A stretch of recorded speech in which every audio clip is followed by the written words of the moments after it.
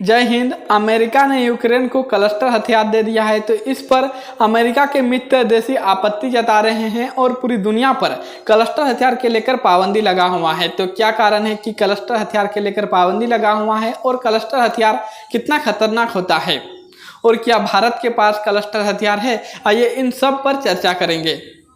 रूस और यूक्रेन का युद्ध 1.5 साल से चल रहा है। इस बीच यूक्रेन जो अपना लड़ाई कर रहा है वह हथियार खरीद कर रहा है। कई सारे देशों से हथियार खरीदा है, अमेरिका से भी खरीदा है और अमेरिका ने उसे हथियार दिया भी है। लेकिन अब अमेरिका ने यूक्रेन को क्लस्टर हथियार दे दिया है। तो इस पर रूस के राष्ट्रपति व्लादिमीर पुतिन का कहना है कि उसके पास पर्याप्त मात्रा में क्लस्टर बम का भंडार है। तो अब रूस यूक्रेन युद्ध के बीच में जो क्लस्टर बम इस्तेमाल हो सकता है, तो इससे पहले भी यह बम इस्तेमाल हुआ है।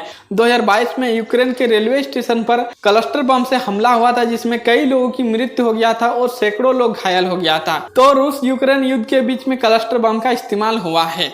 तो अब बात करते हैं कि क्लस्टर बम पर प्रतिबंध क्यों लगा हुआ है, यह कितना खतरनाक है और यह ब्लास्ट किस प्रकार होता है। यह क्लस्टर बम है या एक रॉकेट की तरह दिखाई दे रहा है। यह दरअसल एक खोल है, इसके अंदर में छोटा छोटा बम रहता है। इस छोटे छोटे बमों की संख्या 88 रहता है, इससे कम भी हो सकता है, इससे ज़्यादा भी हो सकता है। इस बम का इस्तेमाल किसी बड़े इलाके पर हमला करने के लिए किया जाता है। वह इलाका सेना का कैंप भी हो सकता है, रेलवे स्टेशन भी हो सकता है, कोई भी इलाका हो सकता है।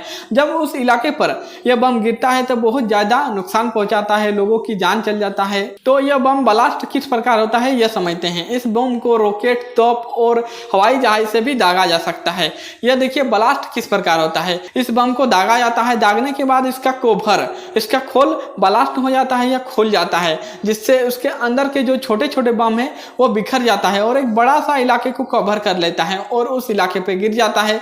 और गिरने के बाद बहुत ज़्यादा यह तबाही मचाता है, बहुत ज़्यादा लोगों की जान चल जाता है। और एक इस बम की खासियत है कि इस बम में 10 से 40% बम ब्लास्ट ही नहीं होता है। यह बम लंबे समय तक, सैकड़ों साल तक मिट्टी के अंदर दब के रह सकता है। और जब उस इलाके में युद्ध खत्म हो जाता है, युद्ध खत्म होने के बाद जब इस बम के संपर्क में कोई भी व्यक्ति जाता है तो यह बम ब्लास्ट हो जाता है और लोगों की मृत्यु हो जाता है। इस बम से सबसे ज्यादा नुकसान बच्चों का होता है। इस बम के संपर्क में सबसे ज्यादा बच्चा आ जाता है। यह बम देखने में खिलौने की तरह दिखता है और बच्चा को समझ में नहीं आता है कि यह बम है ना खिलौना है। ऐसे में बच्चा इस बम के नजदीक चल जाता है और यह बम ब्लास्ट हो जाता है, जिससे बच्चा या लोगों की मृत्यु हो जाता है।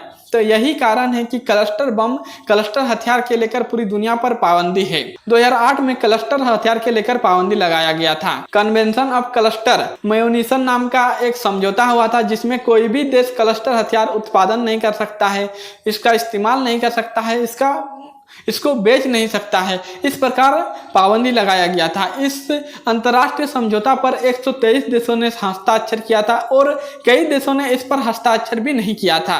वह देश है अमेरिका है, रूस है, यूक्रेन है, भारत, पाकिस्तान, चीन। इन सब देश ने इस अंतर्राष्ट्रीय समझौता पर हस्ताक्षर नहीं किया था। यही कारण है कि अमेरिका यूक्रेन को क्लस्टर हथियार बेच रहा है और यूक्रेन खरीद भी रहा है।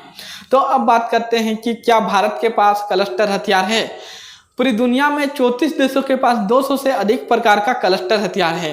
भारत भी उन 34 देश में शामिल है। भारत के पास भी क्लस्टर हथियार M395 नाम का क्लस्टर हथियार है। अमेरिका जो यूक्रेन को क्लस्टर हथियार दे रहा है, तो 2 प्रकार का क्लस्टर हथियार दे रहा है। एक का नाम M483 है, जिसमें खोल के अंदर छोटे छोटे बमों की संख्या 88 रहेगा, और दूसरा M864 है, इसके अंदर में छोटे छोटे बमों की संख्या 72 रहेगा। इस प्रकार अमेरिका यूक्रेन को 2 प्रकार का क्लस्टर हथियार दे रहा है। तो मैं आशा करता हूं कि आप लोग समझ गए होंगे कि क्लस्टर हथियार पर पाबंदी क्यों है, यह कितना खतरनाक होता है और यह किस प्रकार ब्लास्ट होता है। अब मिलेंगे नेक्स्ट वीडियो पर। जय हिंद।